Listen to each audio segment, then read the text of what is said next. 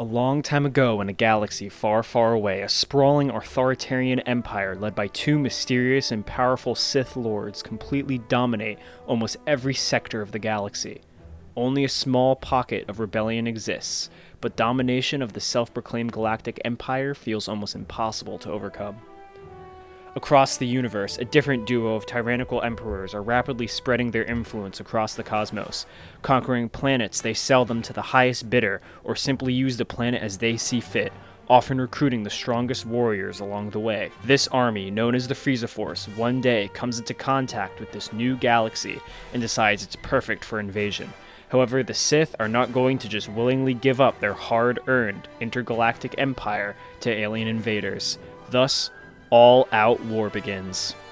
Hello everyone, welcome back to Lonk's Takes. Today we're going to be talking about who would win in an all-out war, the Frieza Force from Dragon Ball or the Galactic Empire from Star Wars.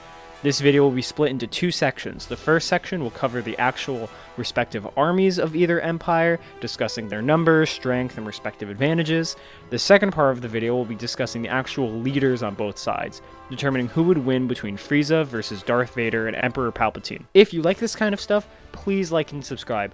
While I was writing the script, we just reached 1,000 subscribers, and I just want to say thank you to every single one of you who's ever watched one of these videos, liked, commented, done all that stuff. So please, if you haven't already, let's see how far we can keep bringing this channel, guys. So let's get into it. The first step in understanding the strength of the Imperial Army and the Frieza Force is to first determine how many soldiers serve within each army. Unfortunately for both sides, an exact concrete number is not 100% possible, so we'll be making the best estimate from what we're told.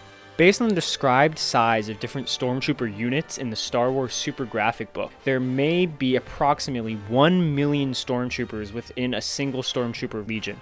In comparison, the United States military is about 1.4 million active soldiers. From here, we can estimate the number of legions that exist within the Empire's ranks to determine the approximate manpower in the Empire's disposal. As mentioned in the book Battlefront Twilight Company, there are at least 107 legions of clone troopers serving in the Imperial Army. This would be the lowball estimate, the highball being that there are at least 501 legions based off of Darth Vader having a personal 501st Legion. However, this is not likely the case, given how the 501st name is a carryover from the 501st Clone Battalion that Anakin led during the Clone Wars.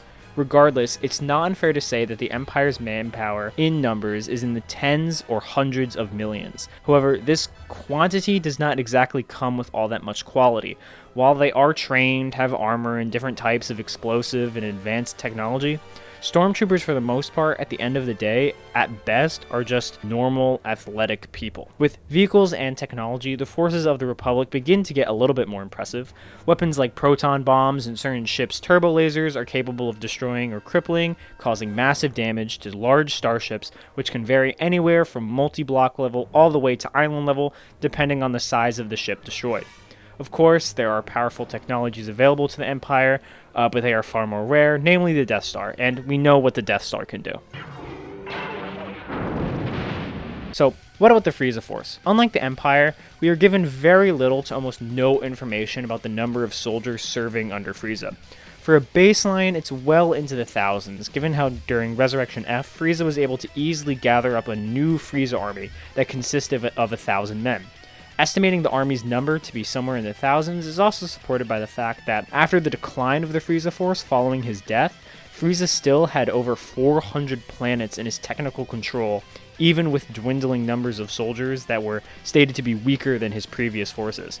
So, even a weakened and Frieza-less Frieza Force still had enough manpower to at least be present on 400 planets, is proof enough that at its peak before the Namek Saga, it was probably well into the thousands or tens of thousands. So, how actually powerful are the soldiers in the Frieza Force? As described in the Daizenshu, the absolute bare minimum lowest a soldier could be was around a power level of 1,500, these soldiers being put into Frieza's scouting corps. While this is nowhere near the conservative 10,000 power level required to be a planet buster, this is still superior to moon busters like Roshi in original Dragon Ball. This is not taking into account the unknown proportion of soldiers that are stronger than this 1,500 baseline. So while the Empire certainly has the advantage of numbers and technology, even an above average average Frieza soldier would have the power to just wipe out a good portion of the galactic fleet with just a couple of ki blasts. But that's just the armies, the fodder, the stuff that doesn't really matter. What would happen when the most powerful members of both sides actually faced off? For Frieza, his scaling is pretty straightforward, and I've talked about it before, so I won't linger on this too long. Either when taking a power level of 10,000 and multiplying it to Frieza's different power levels ranging from 530,000 to 120 million, or just calculating destructive power from destroying Planet Vegeta, Frieza's power is pretty consistently around small star to star busting levels of strength.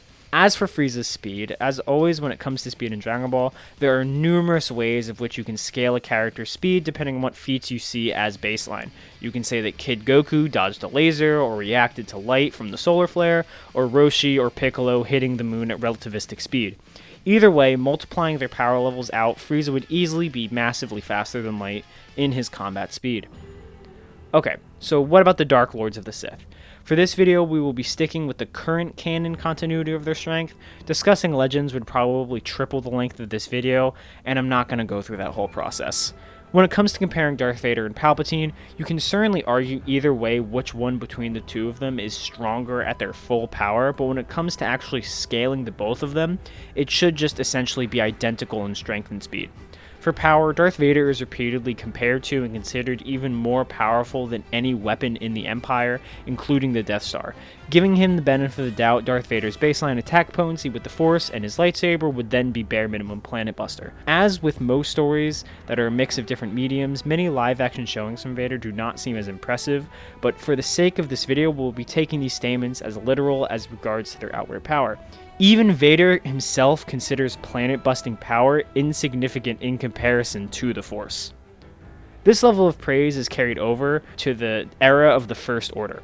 In the same databook statement that calls Kylo Ren the most powerful weapon of the Sith, Darth Vader is described as being the only thing rivaling Kylo's capacity for destruction. While it's a bit on the nose, Starkiller Base lives up to its name, generating star-busting levels of energy with its destructive laser.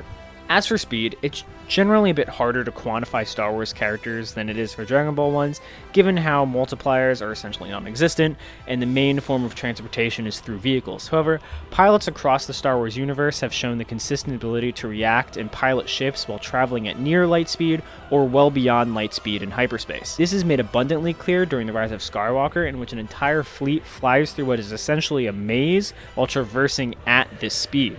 Given how Vader is both one of the best pilots in the galaxy and obviously faster than the average person in Star Wars, we can give Vader the benefit of the doubt that his reaction and combat speed would be at this level.